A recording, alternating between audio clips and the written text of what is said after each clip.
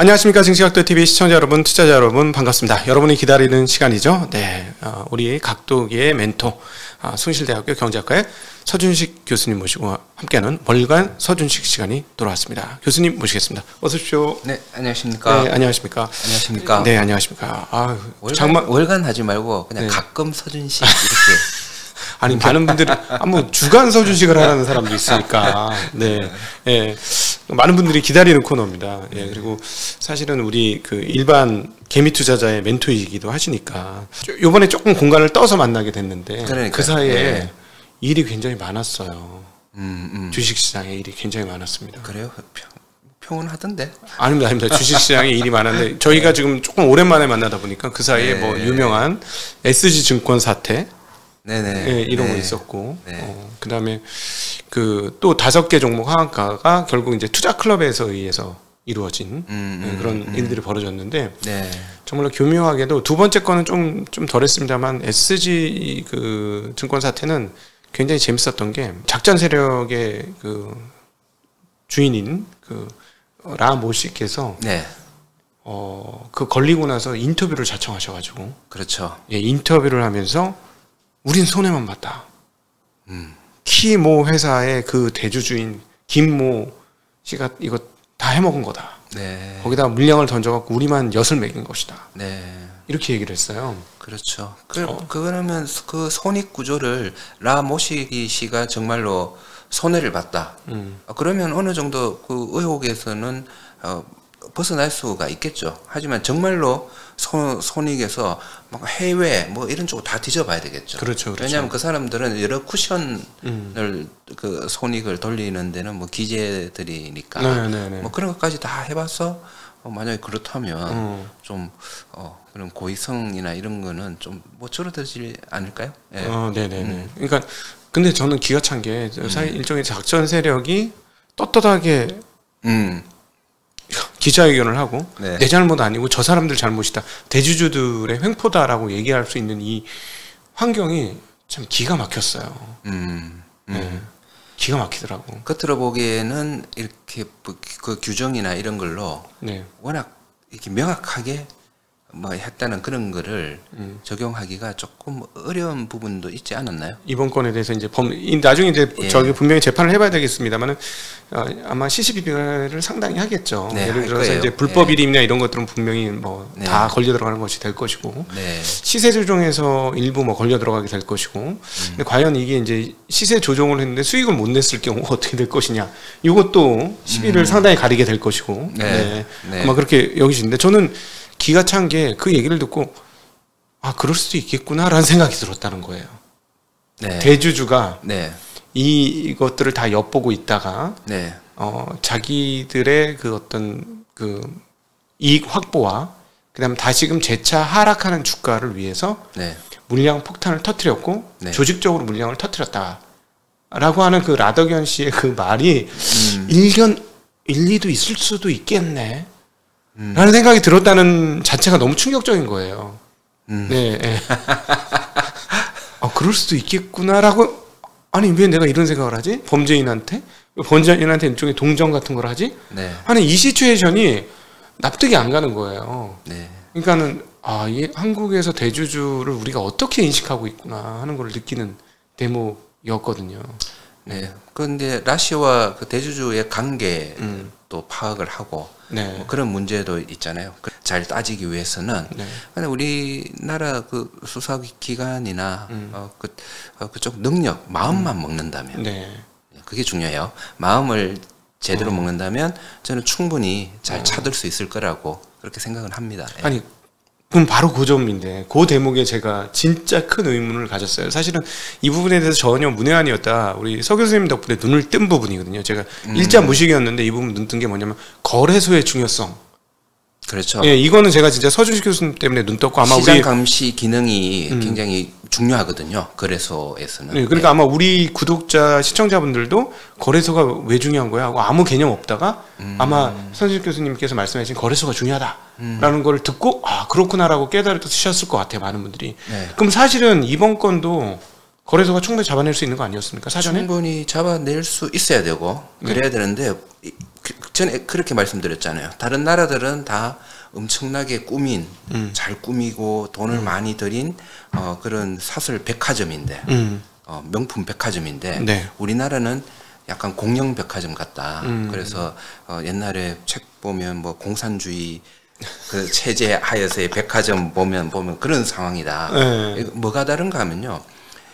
굉장히 우리 그 신세계 백화점, 현대 백화점 이런 데서 누가 강도가 와서 소매치기 하면 그 백화점 측에서는 굉장히 손해가 많잖아요. 그렇죠. 브랜드 가치가 그냥 폭락이죠. 폭락이죠. 고객들을 네. 잃게 되는 거죠. 네. 그 백화점 가치를 떨어뜨리는 일이잖아요.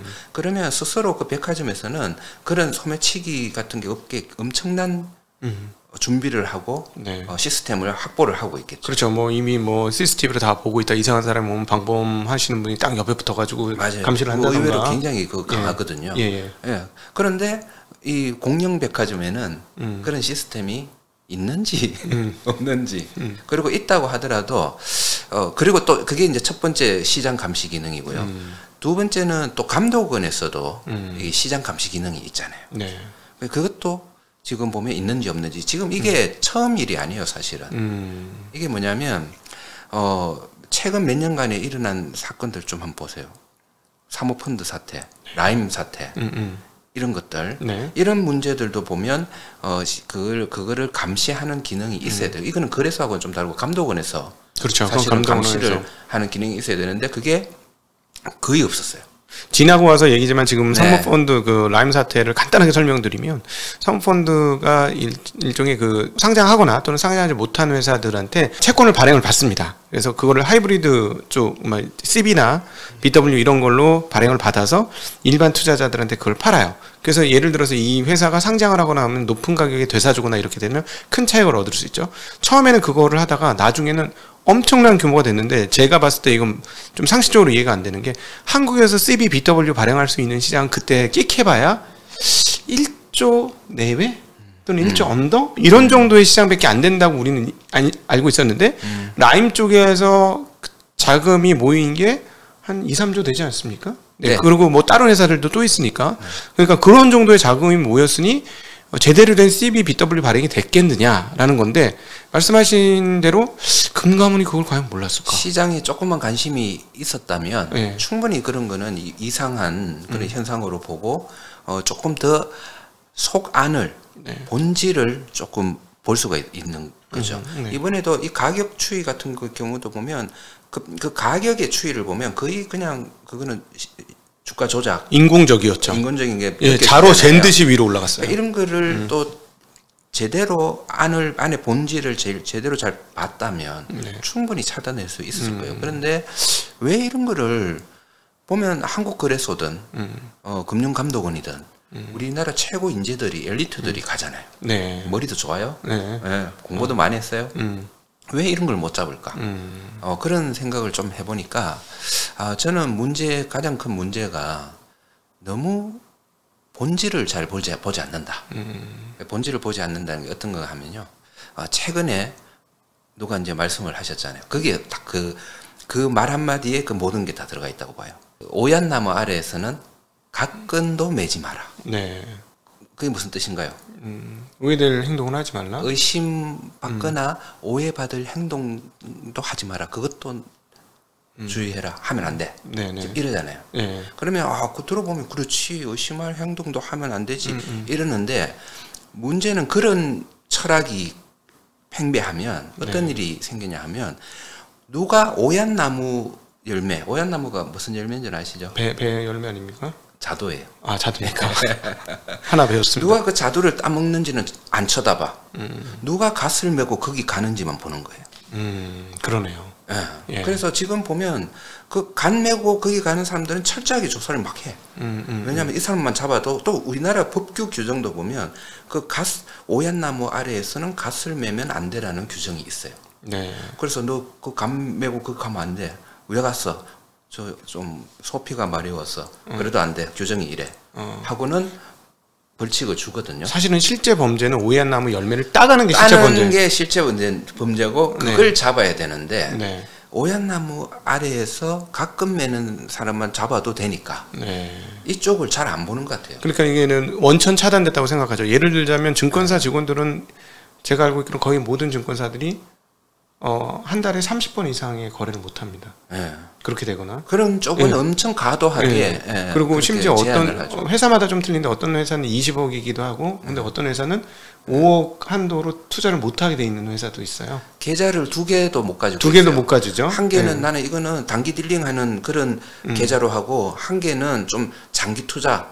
몇십 년 푹 묵힐 그런 계좌로 할래 하고 2개 가지고 있잖아요. 그거 걸리면 굉장히 큰 그 지적 사항이고 굉장히 큰 범죄 같은 걸로 느껴집니다. 근데 그게 범죄는 아니잖아요. 범죄는 아닌데 범죄처럼 느껴지고. 그러니까 각건을 매면 안 된다는. 제가 제일 웃기는 게 뭐냐면 증권사 직원들이 5억 이상 계좌를 못 갖게 하는 증권사들이 꽤 많은데 그 5억이 언제냐면 2000년에도 5억이었어요. 그 저기 압구정 현대아파트 2억 5천 막 이럴 때도 5억이었어요. 그런 게 참 불합리. 그러니까 그런 그런 것도 있습니다. 그래서 너무 지금 저는 좋아요. 그러면 가끔 매는 사람도 철저하게 조사를 한다면 그러면 그것보다는 더 누가 오얏나무를 따먹는지 그거는 더 철저하게 조사를 해야 된다는 거예요. 그렇죠. 그리고 사실은 오얏나무 실제로 그걸 따먹으러 가는 사람들은 갓을 쓰고 가지 않아요. 그렇지. 절대로. 걸릴까봐. 그걸 아셔야 되는데 이 사람들 기본적으로 갓을 매면 안 돼. 이렇게 기본의 생각을 가지고 그 본질에 접근하지 못하는 거 아닌가. 그러네요. 아까 라시 같은 이런 것들은 정말 철저하게 수많은 피해자가 있고. 그렇죠. 남의 통장을 자기 마음대로 이용을 했다면 그거 심각한 문제죠. 자기 돈이 아니라고 하지만은 그 이윤을 득한 사람 분명히 있고 큰 돈을 취득한 사람이 있고 이런 것들은 정말 확실하게 수사하고 철저하게. 그리고 기본적으로 시스템도 이제 가끔 맨 사람들 그만 쳐다보고 오얏 열매를 누가 따먹어 가느냐. 거기에 계속 집중을 하셔야 돼요. 그 본질에 집중을 하셔야 돼요. 그리고 법들도 그 본질을 위한 법으로 자꾸 고쳐져야 돼요. 그걸 잘못한 사람이 큰 벌을 받아야 되지. 자꾸 가끔 맨 사람도 벌을 받는다 이렇게 해놓으면 일하는 분들이 그 시장을 감시하는 사람들이 가끔 맨 사람 조사한다고 본질을 못 쳐다보거든요. 진짜 좋은 말씀 해주셨습니다. 진짜 범죄를 일으키는 사람들을 잡아야 된다. 범죄를 일으킬 가능성을 있는 사람을 때려잡는 것보다는 범죄를 일으키는 사람을 잡아야 된다. 실제로 범죄를 저지른 사람은 그런 가능성 있는 유형으로 나타나지 않는다. 그렇죠. 그거 진짜. 근데 그게 이제 정부의 뭐 감독원의 역량으로는 너무 힘들어. 이거 우리가 어떻게 해? 이런 거는 보세요. 이런 걸 어떻게 우리가 알 수가 있어요. 만약 그렇다면 그러면 거래소를 조금 민영화시키고 상장도 시키고 외국의 다른 거래소처럼 시스템을 갖출 수 있게 거래소가 활성화돼서 손님이 많이 와서 레pu테이션이 높아지고 손님도 많이 와서 바글바글해지면 거래소 스스로가 주식회사로서 돈을 많이 벌게 그렇게 해주면 거래소가 알아서 해요. 그렇죠. 우리가 거래소에 투자할 수 있는 거래소가 되는 거죠. 거래소, 주식 상장을 해서 우리가 한국 거래소 주식을 사는 거야. 우리가. 그러면 그런 상황이 되는 거. 한국 거래소가 지금 기업이라면 정말 제대로 된 기업이라면 그 라시 이런 문제 같은 것들은 일어나면 자꾸 침체되잖아요. 그럼 경쟁사가 생기겠죠. 손님이 자꾸 떨어지고 야 이거 우리 백화점이 큰일 나겠다 이렇게 생각할 거 아니에요. 그러니까 그런 거를 미연에 방지할 시스템을 만들 거고. 그리고 잡히기만 하면 너희들 다 이렇게 고발해서 다 없앨 거야. 뭐 이런 식으로 그런 뭐 방법도 찾을 수 있을 거고. 사실은 뭐 이거는 이제 이런 외부의 작전 세력으로 시장이 뜨는 시장 세력뿐만 아니라 상장되어 있는 회사들이나 등록되어 있는 회사들 중에서도 약간 이상한 짓을 하는 회사들이 많지 않습니까? 우리 옛날로 거슬러 올라가면 뭐 냉각캔 만든다고 뭐 했다거나 무슨 뭐 옛날 루보 같은 거, 루보 사태라고까지 표현되는 그런 일들.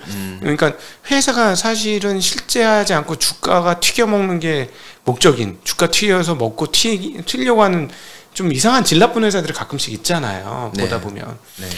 이런 회사들이 예를 들어서 그냥 있는 게 아니라 뭐 자꾸 뭔가 공시를 낸다던가 뭐 뉴스를 만들어낸다던가 이런 것도 사실은 거래소가 잡아낼 수 있지 않습니까? 좀 이상하다고 하면. 그렇죠. 그게 노력만 하고 시스템만 갖춰진다면 그 노력과 시스템은 그냥 지금처럼 공영 백화점으로 두면 안 되고 제대로 된 민영화된 그런 기업으로 이윤을 추구하는 그렇게 하면 굉장히 열심히 해서 우리나라 이 주식 시장을 더 크게 만들기 위해서 엄청 노력하겠죠.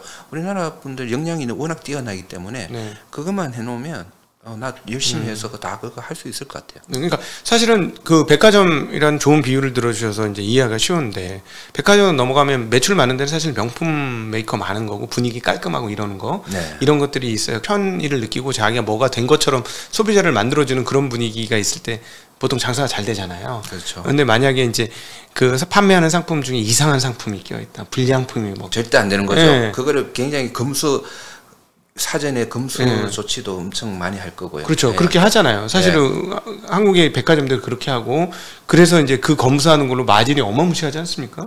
그 중소기업들 오는 거 보면 거기 백화점에서 내는 수수료가 제가 알기로는 30%가 넘는 걸로 알고 있어요. 엄청나게 높은 수수료를 내고 있거든요. 그러니까 그거는 결국 자기네가 이제 퀄을 지킨다는 건데, 사실은 우리도 거래 수수료, 유관 기간 수수료 받고 뭐 이렇게 하는 것들을 보면 퀄을 지켜야 되는 거면 사실 좋은 기업과 나쁜 기업을 분류해 가지고 나쁜 기업은 퇴출시키거나 아예 상장을 못하게 하거나 상장됐다가도 그냥 상장 폐지하게 만들거나 이런 기능들을 활성화시킬 수 있는 거 아닙니까? 거래소에서는?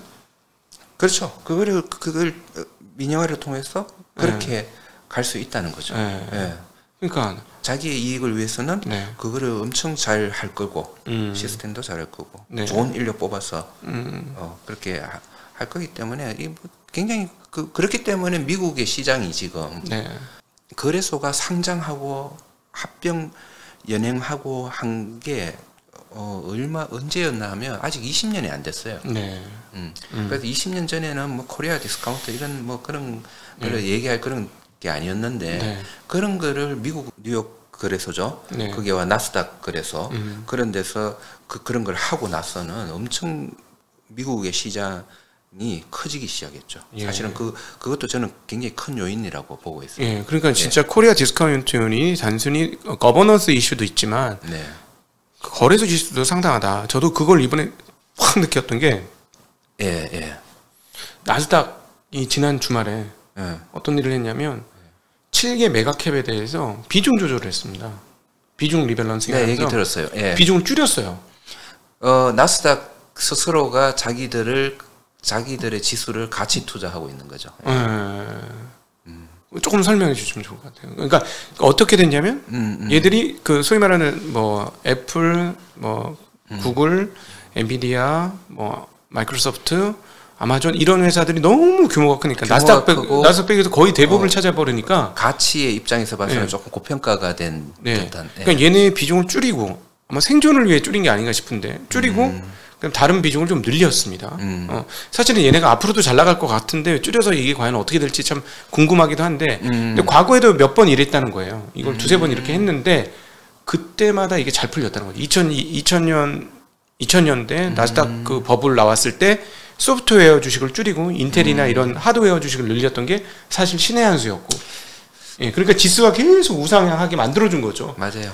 고평가된 거 좀 지우고. 그러니까 그런 걸 보고 와 저기는 저렇게 잘하는데 우리나라는 왜 저런 걸 못하냐라고 생각. 왜냐하면 이제 그 지수의 조정 같은 거는 어떤 거 하고 비유를 또 제가 백화점에 또 하면 백화점의 빌딩 밖에 디스플레이를 바꾸는 것 같아요. 이번에 우리 주력 종목은 이런 거예요. 상품이요.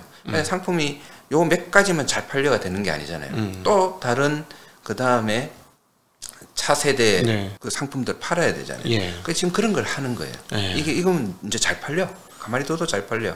그러면 이제 요거는 디스플레이에서 좀 뒤로 빼고 이제 요런 걸 좀 앞에 내줄게. 요것도 관심 가져 보세요. 돈 좀 가지고 오세요, 고객들라고 하는 거죠. 그러네요.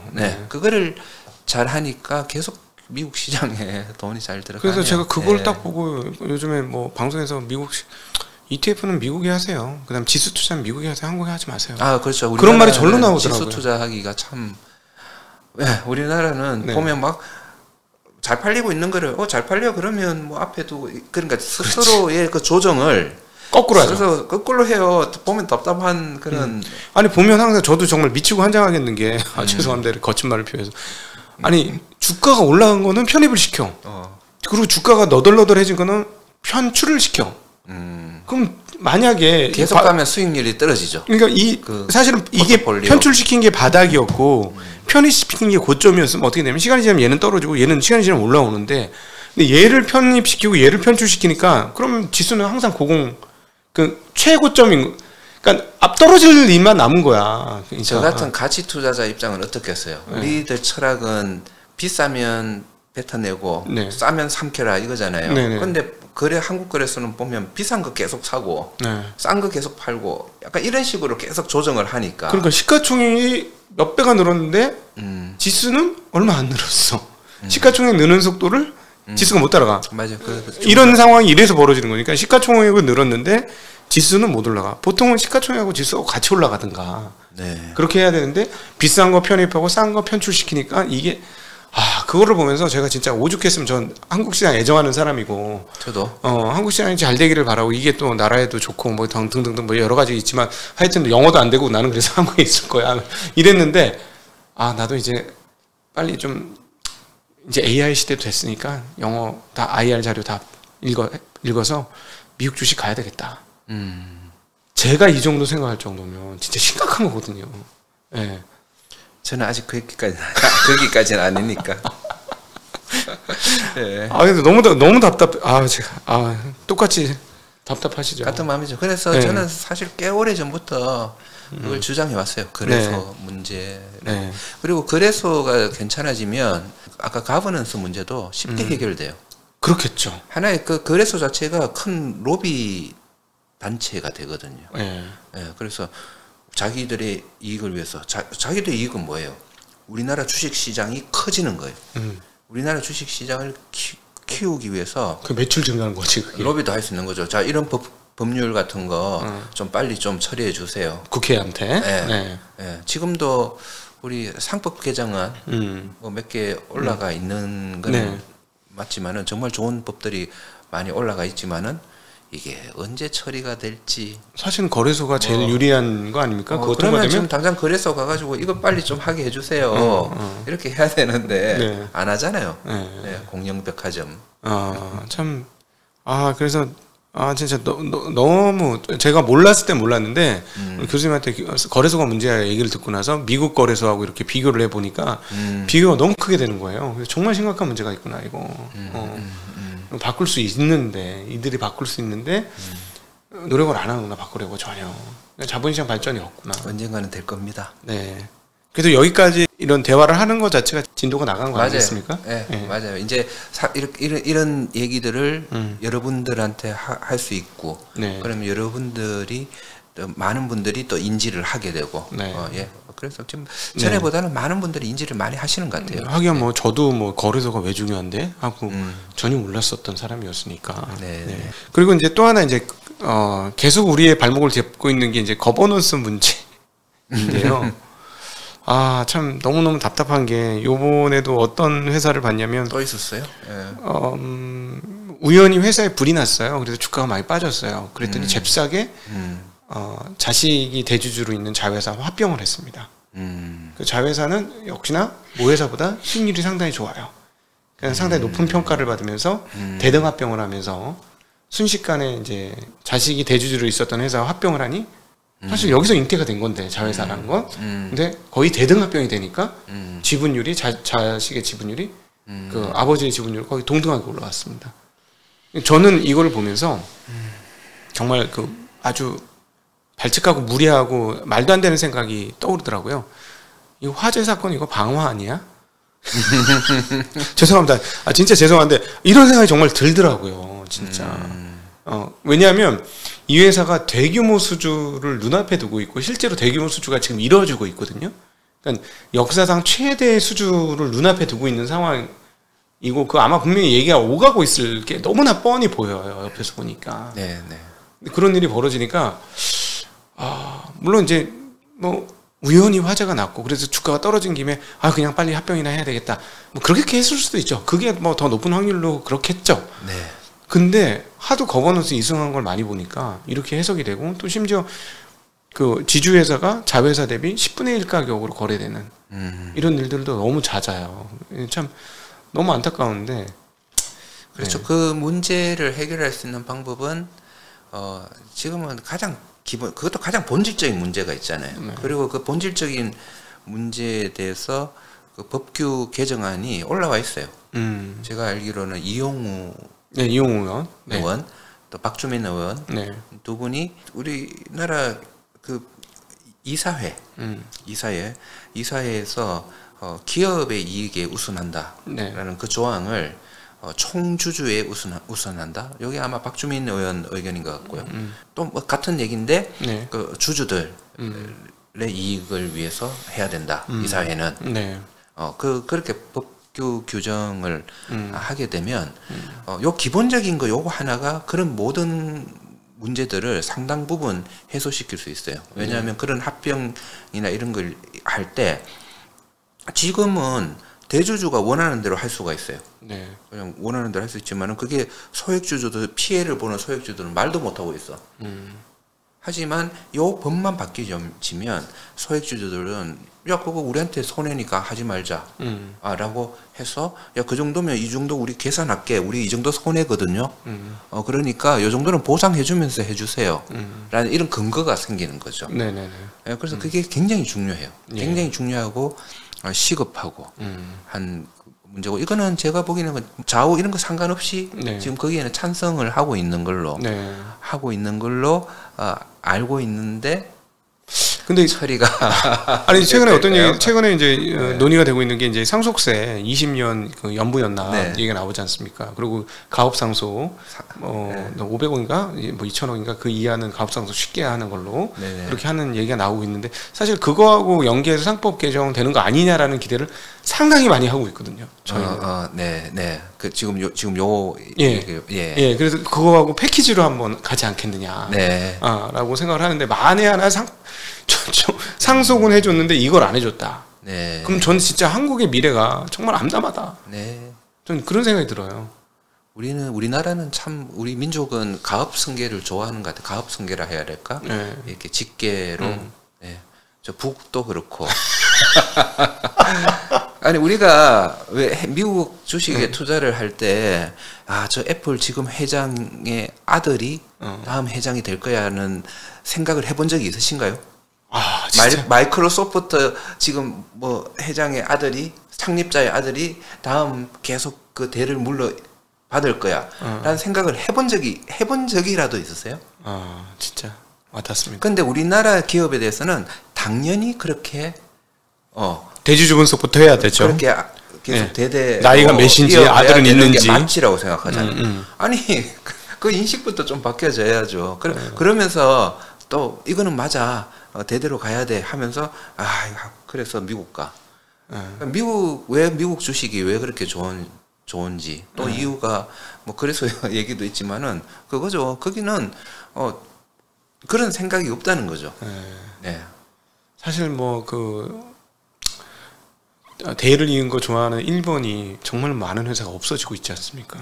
중견 중소기업이 정말 많이 없어지고 있거든요. 지금 일본 기업들 중에. 그렇죠. 그러니까 일본의 기업. 그러니까 사실은 그거를 예전에 미국에서는 일본식 자본주의라고 불렀어요. 처음에 잘 나갈 때 일본식 자본주의라고 부르고 그런 기업도 괜찮은 거 아니야?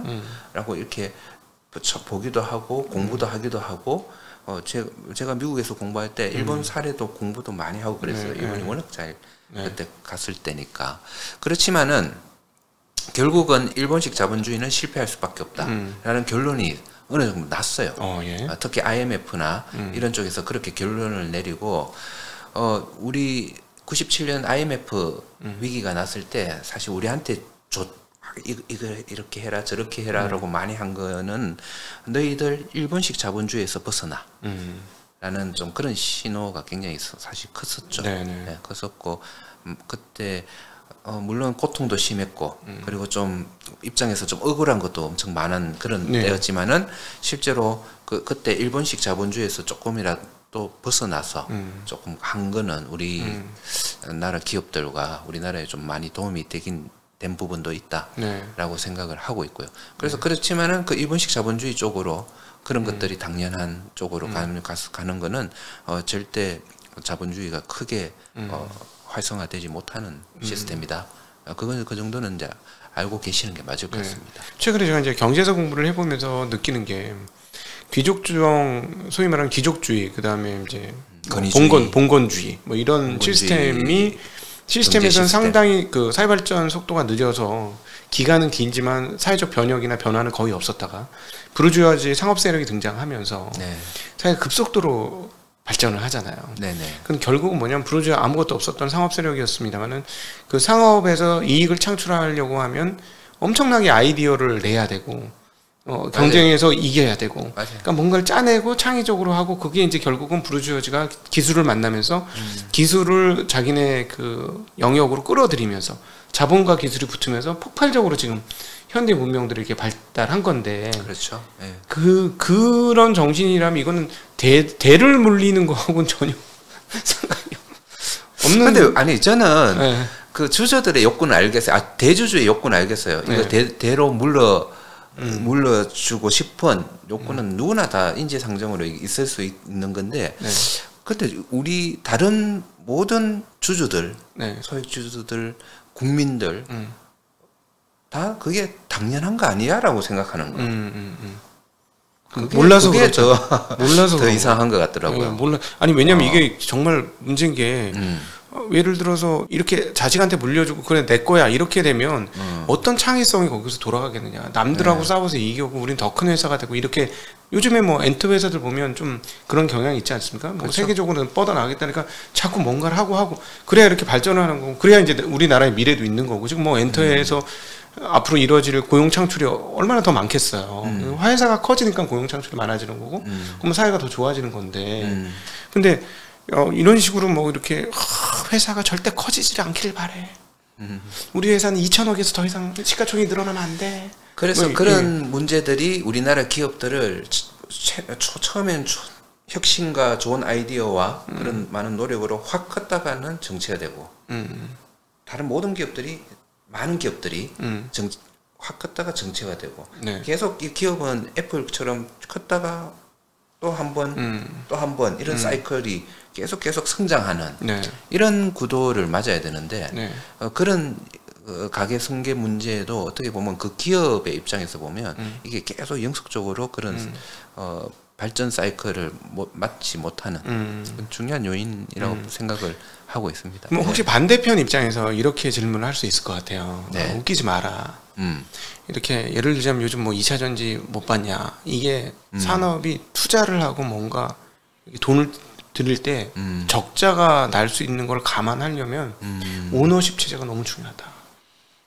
오너십이 없으면 경영사장이면 3년 이상의 적자 견딜 수 있는 경영사장은 없다. 그러니까 3년 이상의 장기 투자는 못한다. 그러면 이제 예를 들어 우리나라의 반도체가 그랬고 지금의 2차 전지가 그렇고 또 앞으로 전기차가 그럴 건데 오너십 체제가 없었으면 이거 우리나라 발전 못한다.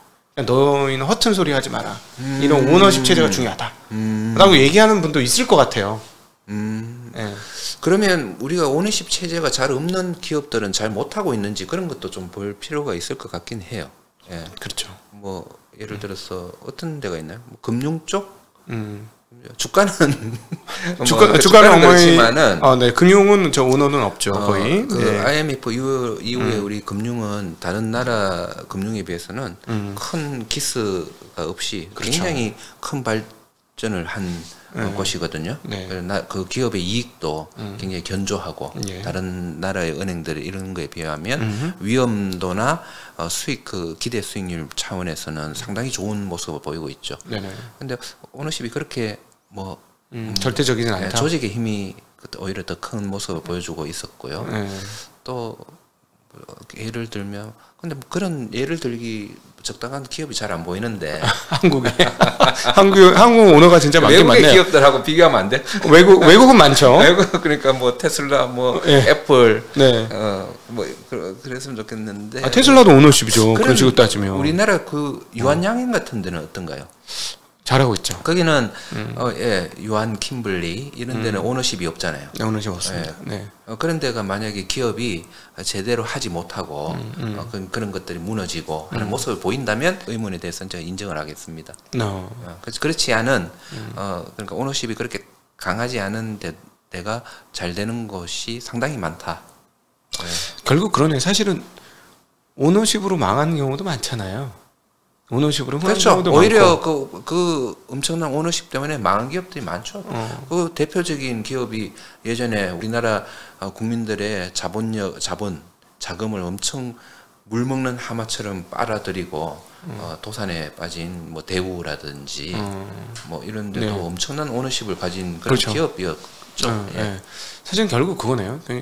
오너십 한보철강? 한보철강은 대표적이죠. 그러니까 오너십 중요하긴 한데 그 사실은 사업의 미래와 그다음 레버리지 어떤 리스크 관리, 그다음에 그 적절한 투자, 그다음에 투자 매니징, 리스크 매니징 네. 이런 것들이 종합되는 사실 기업이라는 게 종합 예술인 거지. 네네.